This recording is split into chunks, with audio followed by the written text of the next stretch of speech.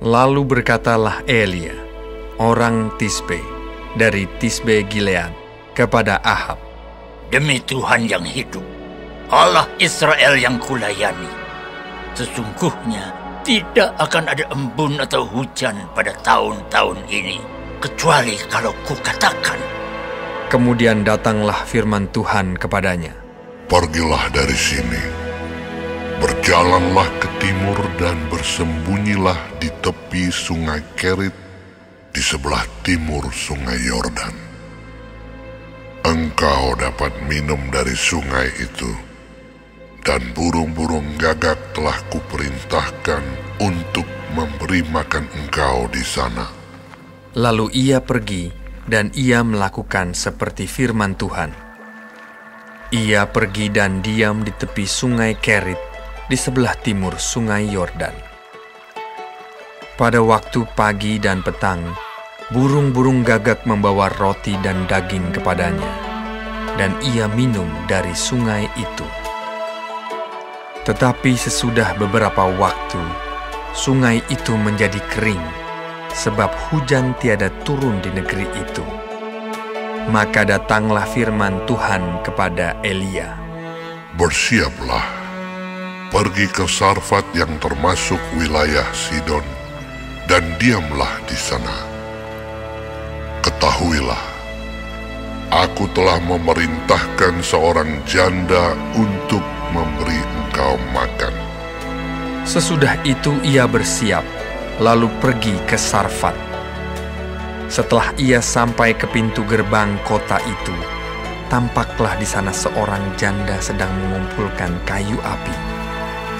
Ia berseru kepada perempuan itu, katanya, "Cobalah ambil bagiku sedikit air dalam kendi, supaya aku minum." Ketika perempuan itu pergi mengambilnya, ia berseru lagi, "Cobalah ambil juga bagiku sepotong roti." Perempuan itu menjawab, "Demi Tuhan Allahmu yang hidup, sesungguhnya tidak ada roti padaku sedikit pun, kecuali segenggam tepung dalam tempayan dan sedikit minyak dalam buli-buli. Dan sekarang aku sedang mengumpulkan 2-3 potong kayu api. Kemudian aku mau pulang dan mengolahnya bagiku dan bagi anakku. Dan setelah kami memakannya, maka kami akan mati." Tetapi Elia berkata kepadanya, "Janganlah takut, pulanglah, buatlah seperti yang kau katakan. Tetapi buatlah lebih dahulu bagiku sepotong roti bundar kecil daripadanya, dan bawalah kepadaku. Kemudian barulah kau buat bagimu dan bagi anakmu. Sebab beginilah firman Tuhan Allah Israel, tepung dalam tempayan itu tidak akan habis, dan minyak dalam buli-buli itu pun tidak akan berkurang sampai pada waktu Tuhan memberi hujan ke atas muka bumi." Lalu pergilah perempuan itu dan berbuat seperti yang dikatakan Elia. Maka perempuan itu dan dia serta anak perempuan itu mendapat makan beberapa waktu lamanya. Tepung dalam tempayan itu tidak habis, dan minyak dalam buli-buli itu tidak berkurang, seperti firman Tuhan yang diucapkannya dengan perantaraan Elia. Sesudah itu, anak dari perempuan pemilik rumah itu jatuh sakit, dan sakitnya itu sangat keras, sampai tidak ada nafasnya lagi. Kata perempuan itu kepada Elia, "Apakah maksudmu datang kemari, ya abdi Allah? Singgahkah engkau kepadaku untuk mengingatkan kesalahanku dan untuk menyebabkan anakku mati?" kata Elia kepadanya, "Berikanlah anakmu itu kepadaku." Elia mengambilnya dari pangkuan perempuan itu dan membawanya naik ke kamarnya di atas dan membaringkan anak itu di tempat tidurnya. Sesudah itu ia berseru kepada Tuhan, katanya, "Ya Tuhan Allahku, apakah Engkau menimpakan kemalangan ini atas janda ini juga, yang menerima aku sebagai penumpang dengan membunuh anaknya?" Lalu ia mengunjurkan badannya di atas anak itu 3 kali dan berseru kepada Tuhan, katanya, "Ya Tuhan Allahku, pulangkanlah kiranya nyawa anak ini ke dalam tubuhnya." Tuhan mendengarkan permintaan Elia itu, dan nyawa anak itu pulang ke dalam tubuhnya, sehingga ia hidup kembali. Elia mengambil anak itu, ia membawanya turun dari kamar atas ke dalam rumah dan memberikannya kepada ibunya. Kata Elia, "Ini anakmu, ia sudah hidup." Kemudian kata perempuan itu kepada Elia, Sekarang aku tahu bahwa Engkau abdi Allah, dan firman Tuhan yang Kau ucapkan itu adalah benar. 1 Raja-Raja 18. Dan sesudah beberapa lama, datanglah firman Tuhan kepada Elia dalam tahun yang ketiga.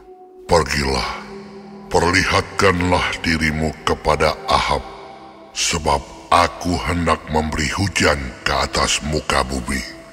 Lalu pergilah Elia memperlihatkan diri kepada Ahab. Adapun kelaparan itu berat di Samaria. Sebab itu Ahab telah memanggil Obaja yang menjadi kepala istana. Obaja itu seorang yang sungguh-sungguh takut akan Tuhan.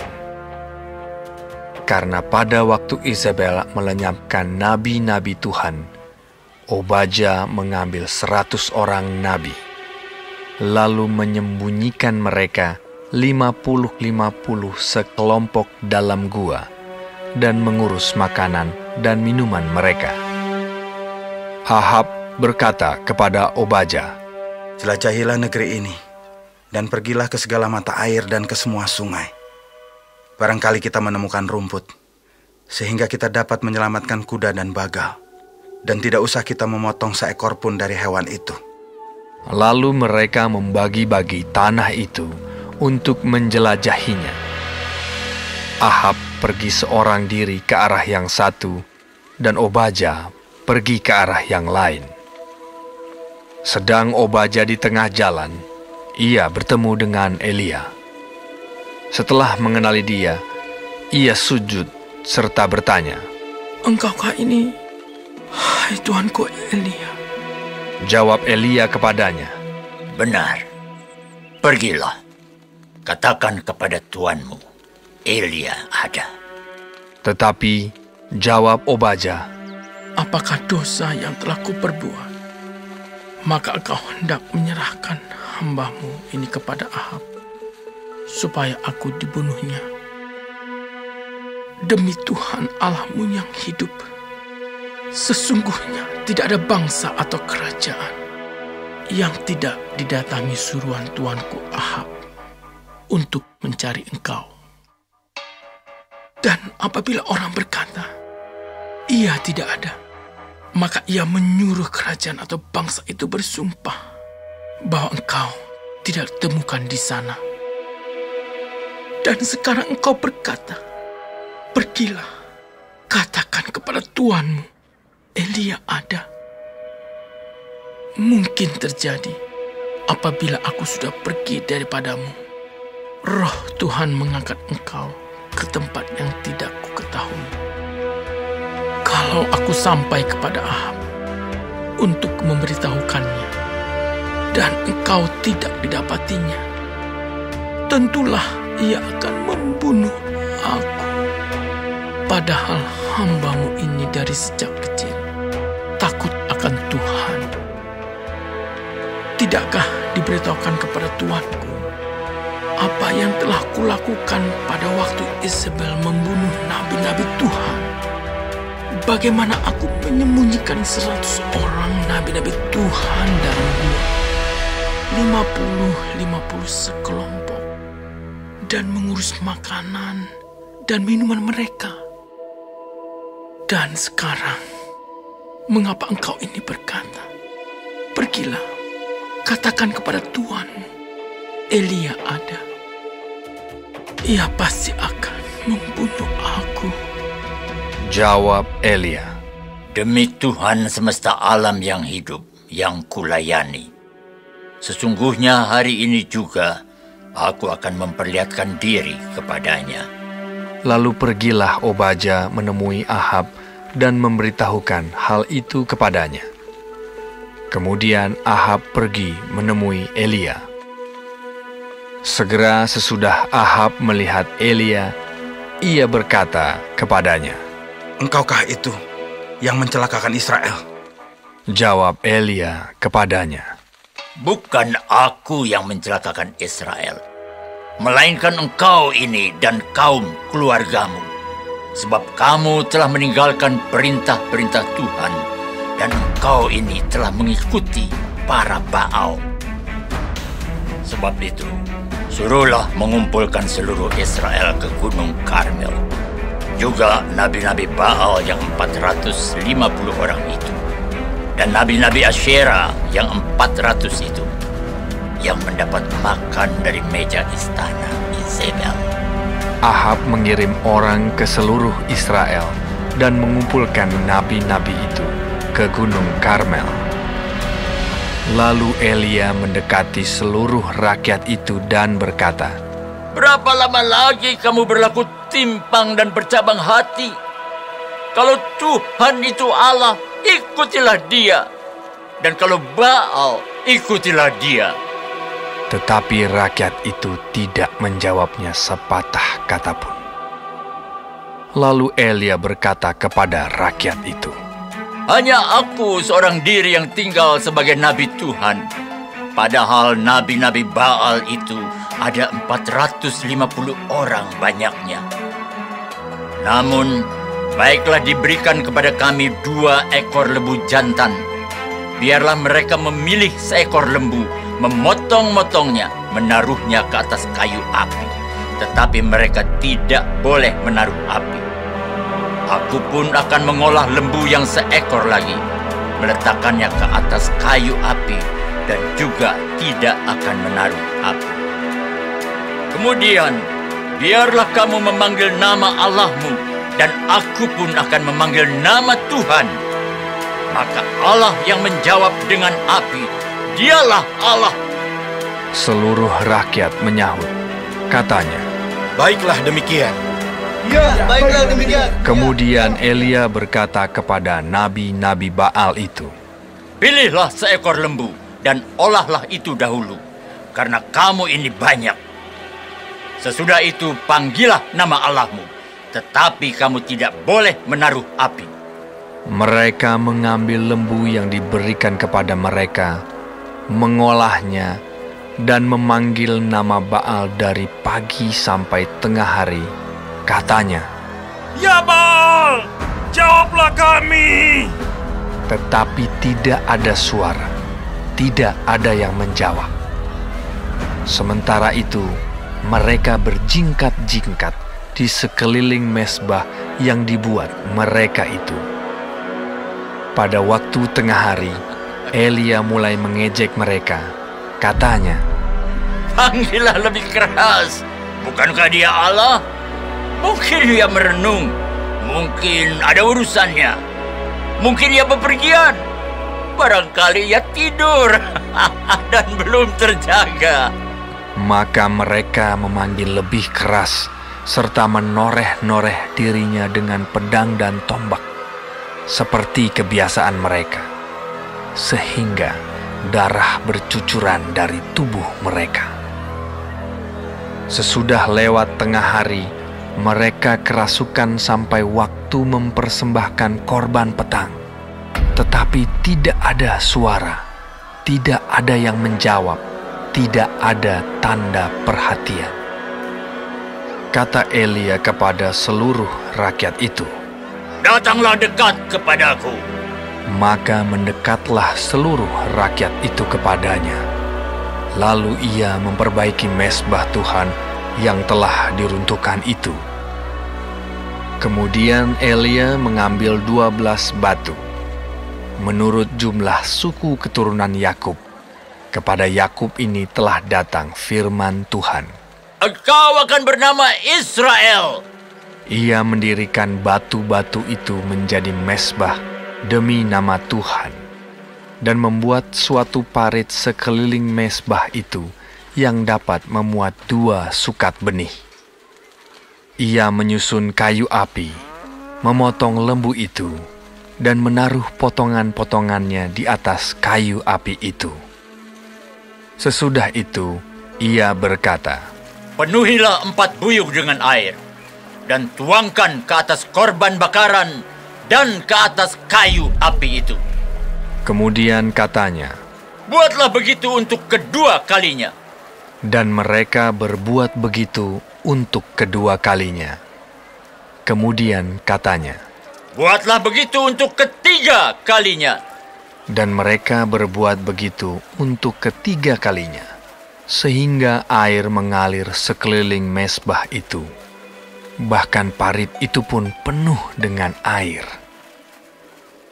Kemudian pada waktu mempersembahkan korban petang, tampillah Nabi Elia dan berkata, "Ya Tuhan Allah Abraham, Ishak dan Israel, pada hari ini biarlah diketahui orang bahwa Engkaulah Allah di tengah-tengah Israel, dan bahwa aku ini hamba-Mu, dan bahwa atas firman-Mu lah aku melakukan segala perkara ini. Jawablah aku, ya Tuhan, jawablah aku, supaya bangsa ini mengetahui bahwa Engkaulah Allah, ya Tuhan, dan Engkaulah yang membuat hati mereka tobat kembali."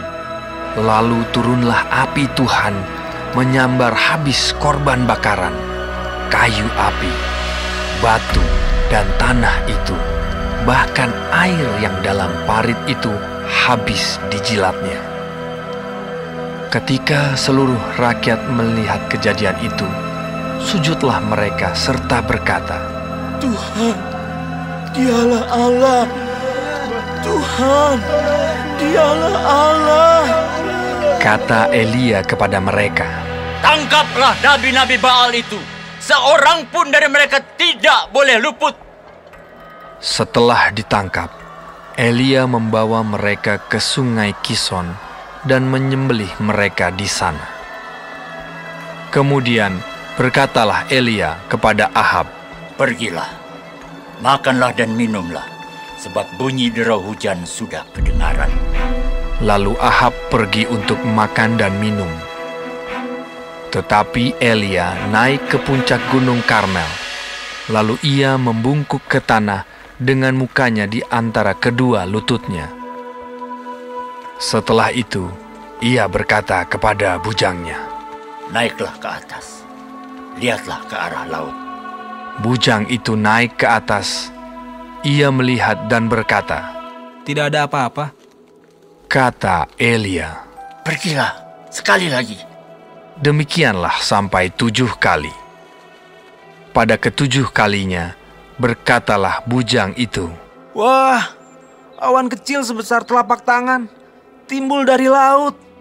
Lalu kata Elia, "Pergilah, katakan kepada Ahab, pasang keretamu dan turunlah. Jangan sampai engkau terhalang oleh hujan."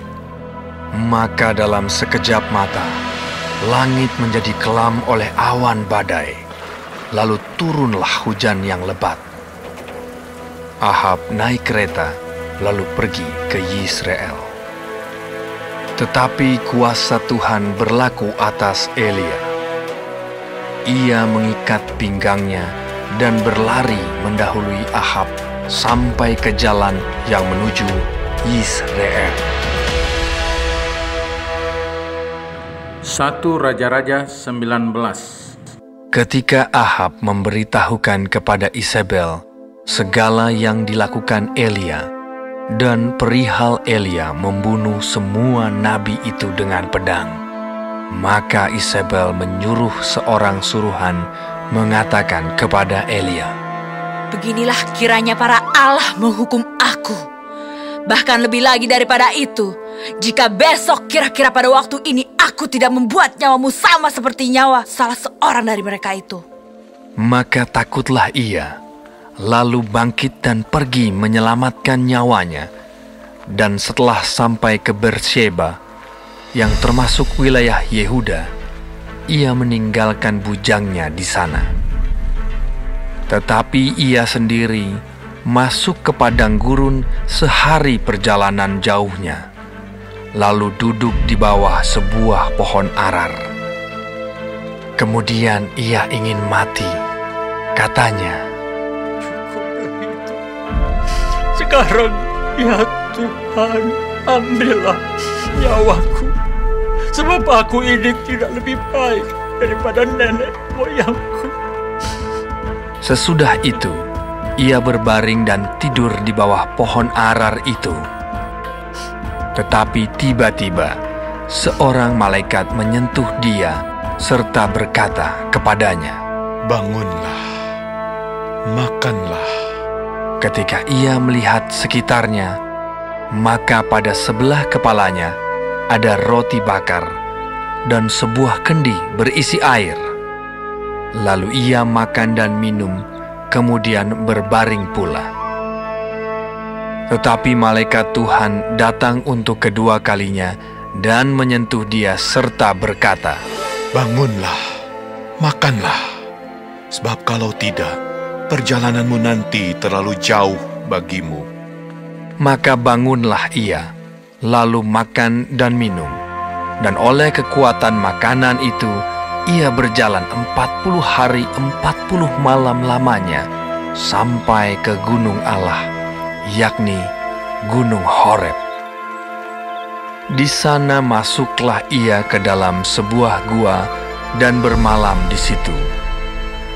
Maka firman Tuhan datang kepadanya, demikian, "Apakah kerjamu di sini, hai Elia?" Jawabnya, "Aku bekerja segiat-giatnya bagi Tuhan, Allah semesta alam. Karena orang Israel meninggalkan perjanjian-Mu, meruntuhkan mezbah-mezbah-Mu, dan membunuh nabi-nabi-Mu dengan pedang. Hanya aku seorang dirilah yang masih hidup, dan mereka ingin mencabut nyawaku." Lalu firman-Nya, "Keluarlah dan berdiri di atas gunung itu di hadapan Tuhan."